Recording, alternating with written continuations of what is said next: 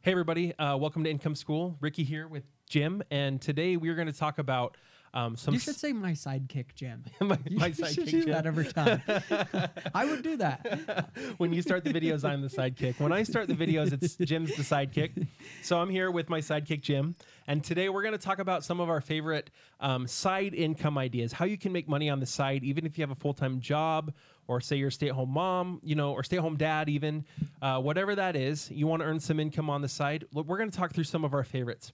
And our number one favorite way to make money on the side is the one we do all the time. In fact, this isn't just a side income for Jim. No. This is a full-time income. It started as a side income. Yep. But no, we're going to talk...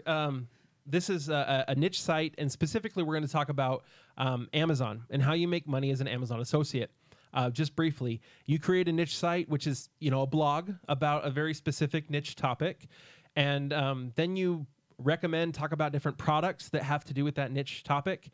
Link over to Amazon, and Amazon gives you a commission anywhere from about 4 to about 8%, depending on what the item is, and with enough traffic, you can actually make a pretty significant income. In fact, we have an article on how Jim made $147,000 in the last year just through the Amazon portion of his niche website. So the earning potential of this, number one, can be extremely high. A lot of bloggers are using this as their only monetization method, if not at least their primary one. Time to your first check, 2 to 6 months. I'd say typically by month 3, you should be getting a check in the mail from Amazon. And the startup cost is super low. Yeah, this is $150. And you're set. You really should be, you're set very nicely to start a blog. You could do it, for $50. Yep. Just get a hosting account and you're set. Hosting account's like $4 a month. Right. And, you can do this on the cheap, but if you had $150 invested, it'd be really nice. Mm-hmm. It's a really simple strategy. Just make a website that's helpful. Google will find your website. Don't you worry about that. Just write good articles that are helpful, and then link to products on Amazon. When somebody clicks the link and buys something, you get 8% of what they bought, and you don't have to carry inventory. You don't have to invent products. You don't have to do anything.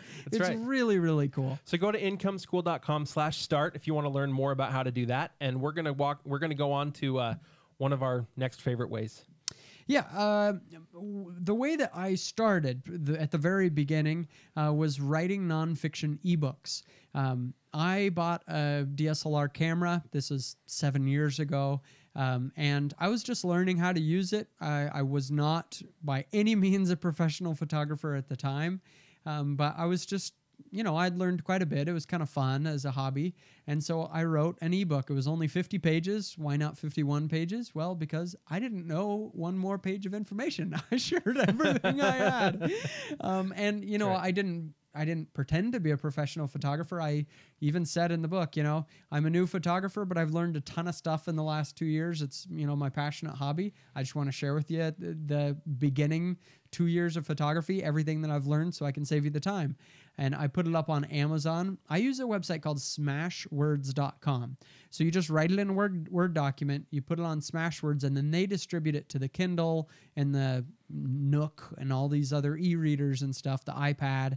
And you don't have to do any of the formatting and stuff. So it's free to use Smashwords. They do take a cut, but it's pretty reasonable.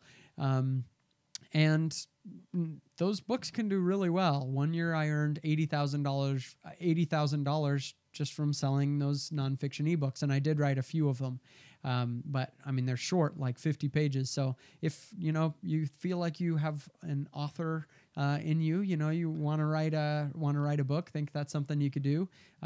It's a really cool way to make passive income, because once you write it, I'm still getting checks today. In fact, I got one yesterday from a book that I wrote like 7 years ago. It's really cool when you can get that kind of income coming, but it's much less.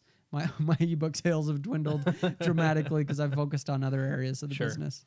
All right, I'm going to talk about one briefly that is going to sound super uninteresting, and the reason it sounds uninteresting, I'm bored already. I know, it's because it doesn't make you extra money today, at least not very much. But I'm going to talk about investing in an index fund. This is huge, especially if you're young, okay? Because what investing does is it allows you to grow your money exponentially. That's a word that means it grows faster and faster and faster as it goes. So the longer you have to leave money in an indexed fund, sorry, the more it's going to grow. So if you can just invest like $150 a month and you're like under 30, then by the time you retire at 65, you will be a millionaire, assuming that the entire economy and stock market doesn't completely crash, which it hasn't in hasn't. 100 Exactly. years. This is like, we take the whatever it is, let's call it 10% average growth.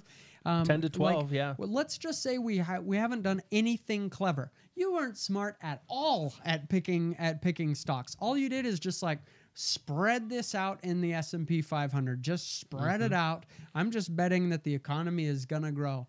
Even if you look at a period of 100 years or even a shorter period, 20 years, it's just been so consistent for decades of it growing. Like nothing is a certainty, but it's pretty certain that that this is going to continue to grow. Unless you really think that the biggest, most powerful companies in the world will be be completely unable to grow, then you shouldn't do this. But that's not going to happen. People will scare you by talking about how much people lost their entire retirement funds in 2008 when the housing market crashed. No, if they took their money out, they did. If you were retiring that year and had to start taking money out, I'm sorry that for that year you lost a little bit. But if you left it in there, then even if you're retired and having to live on it, it should be growing. Yeah, it's like we've made up all of the losses from 2008. It's like don't buy a house; values can go down. Yeah, well, yeah, they can. They did, but anyway. So, yeah, but it's I liked your point with that example. Like everyone should retire a millionaire. Yep. No excuses. Even if you work at McDonald's, it is possible to save $150 a month. You may be eating top ramen, but it is possible. Right. And so there's no excuse. Everyone can find $150 a month. And so let's get it done. And that's me too. Like I am investing regularly, but when you have the choice, it's like, a little extra money, it's tempting to spend it, but you keep socking that sucker away and makes a big difference. Okay, cool. Index fund, great example.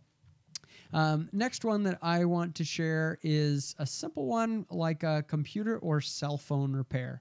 So I have seen businesses locally popping up everywhere for cell phone repair. It used to be on every street corner there was an IT business, like fix your computer, and now those have kind of gone away because computers are inexpensive and they're much easier to maintain.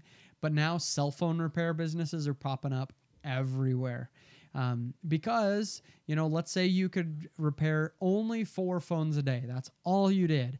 Well, a screen repair is about $115 at most places. So if we go $115 times 30, it equals you earn $3,450 from one cell phone repair every single day. If you could find a way to get 3 or 4 phones in a day, you're making over 10 grand a month. That's a really nice business to have. And so one thing that I'm always watching out for is trends like that. I'm trying to think of what are reliable ways that I could just earn $400 a day, and $400 a day is a really nice income if you could do it. Now, what if you don't have the big scale? You don't want to open up a whole store. This would be a killer business to do just on Craigslist. Yep.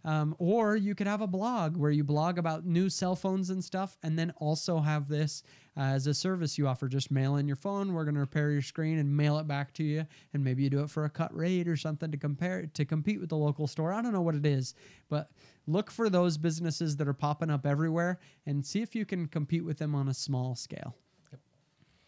All right. Now, here's another one that I really like. Flipping on Craigslist. Okay. There are so many people out there that don't know the real value of things. Okay. For example, I have a coworker who the other day found this really nice late 1920s era buffet for a dining room on Craigslist in great shape for $50.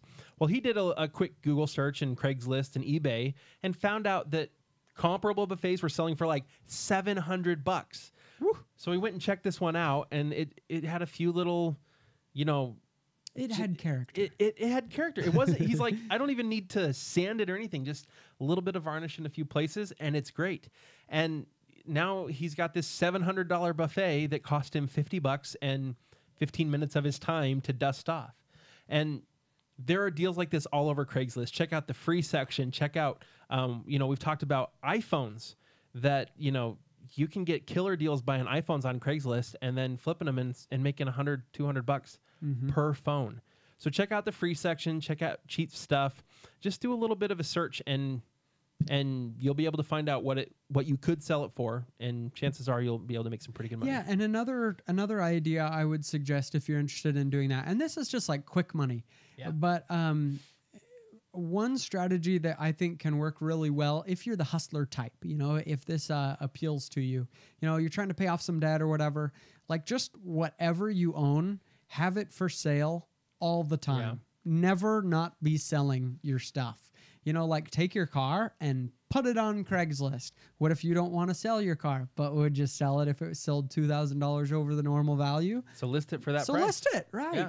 List it for a value that you would be happy to sell it for. It may take a year and a half. Exactly, but who cares? Yeah. Like it's You not didn't that wanna big of sell a it deal. anyway. It's easy, right?